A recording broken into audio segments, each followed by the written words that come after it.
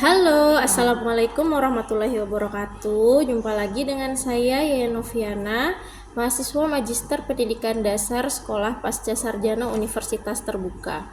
Pada kesempatan kali ini, di sesi ke-11 ini, saya mau membagi hasil analisis saya tentang sistem pembelajaran di pendidikan dasar, khususnya di sekolah dasar dan sekolah menengah pertama ya, atau MTS, karena kebetulan saya mengajar di MTS. Oke, kenapa dua jenjang ini? Karena menurut saya keduanya saling nyambung dan penting banget untuk membentuk fondasi belajar siswa kita. Nah, kalau kita bahas pembelajaran di SD, pasti nggak asing lagi dong dengan yang namanya pembelajaran tematik terpadu. Ini pendekatan belajar yang mengaitkan beberapa mata pelajaran dalam satu tema. Misalnya tema air, bisa kita pakai buat belajar IPA, belajar bahasa Indonesia juga bisa, matematika, sampai PPKN juga bisa. Ya, semua nanti dibahas lewat sudut pandang yang berbeda, tapi tetap dalam satu benang merah. Nah, dari 10 model pembelajaran terpadu yang ada, menurut saya yang paling cocok untuk kondisi pendidikan di Indonesia sekarang ini, apalagi dengan kurikulum merdeka, adalah model web. Kenapa? Karena model ini fleksibel, bisa mengaitkan banyak mata pelajaran lewat satu tema utama. Cocok banget buat SD dan juga masih bisa kita terapkan di SMP atau MTS dalam bentuk proyek atau pembelajaran kontekstual. Kalau di jenjang SD, pembelajaran seperti ini bikin anak-anak lebih mudah untuk memahami konsep. Mereka nggak perlu mikir ini pelajaran apa ya gitu ya, karena semuanya terasa nyambung. Dan jujur kan anak SD itu sebenarnya masih suka bingung kalau pelajaran itu dipisah-pisah dan terlalu kaku. Jadi pendekatan ini pas banget buat perkembangan mereka.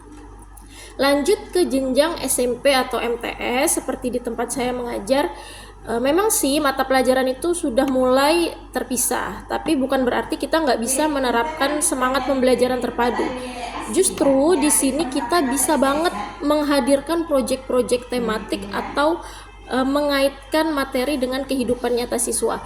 Misalnya pas belajar sistem ekskresi, saya suka hubungkan dengan kondisi di sekitar kami di MTSN Karimun yang panas gitu ya, yang dekat dengan pesisir pantai. Jadi siswa lebih paham kenapa tubuh kita keringat lebih banyak nih kalau kondisi lagi panas dan apa dampaknya buat kesehatan. Jadi belajar itu kayak lebih nyata dan relate gitu menurut saya ya. Kalau ditanya apa tujuan pembelajaran tematik terpadu, jawabannya sederhana. Supaya siswa nggak cuma tahu pelajaran tapi benar-benar paham, nyambung antar materi dan bisa menerapkannya dalam kehidupan sehari-hari. Fungsi lainnya tentu untuk mengembangkan keterampilan berpikir kritis, kreativitas, kerjasama, dan sebagainya. Apalagi sekarang fokus kita bukan cuma nilai, tapi juga proses belajar dan karakter siswa. Landasannya juga kuat loh, secara psikologis anak-anak lebih mudah memahami sesuatu yang konkret dan terhubung dengan pengalaman mereka.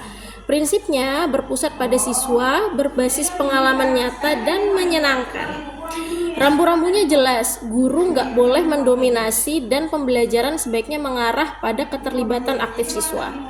Tahapannya, pertama tentu mulai dari memilih tema, lalu mengintegrasikan kompetensi dasar dari berbagai mata pelajaran, merancang kegiatan, dan membuat penilaian yang mencerminkan proses dan hasil.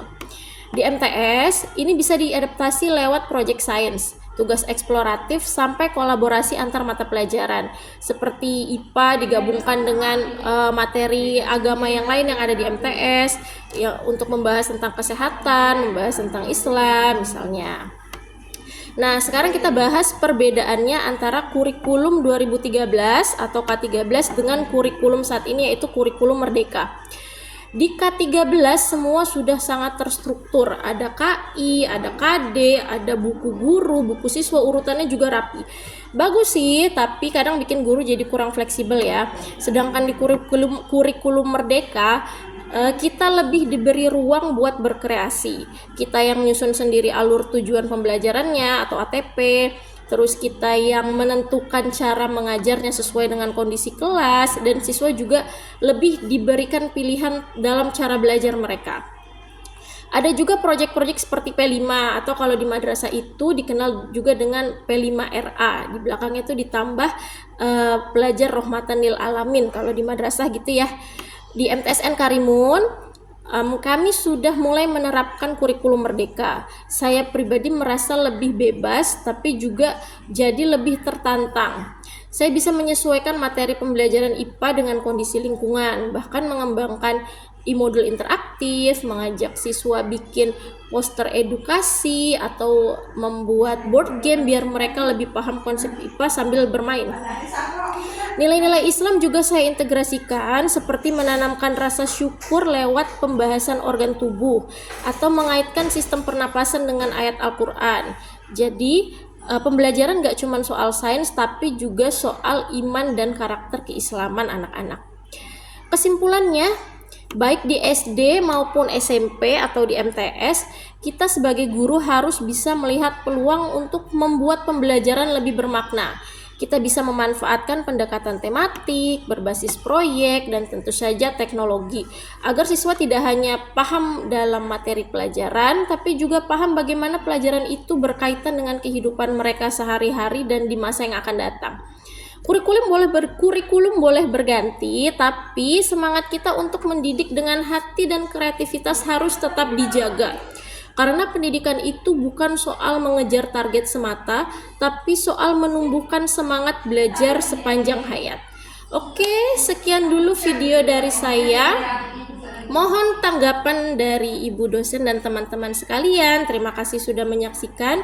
Wassalamualaikum warahmatullahi wabarakatuh.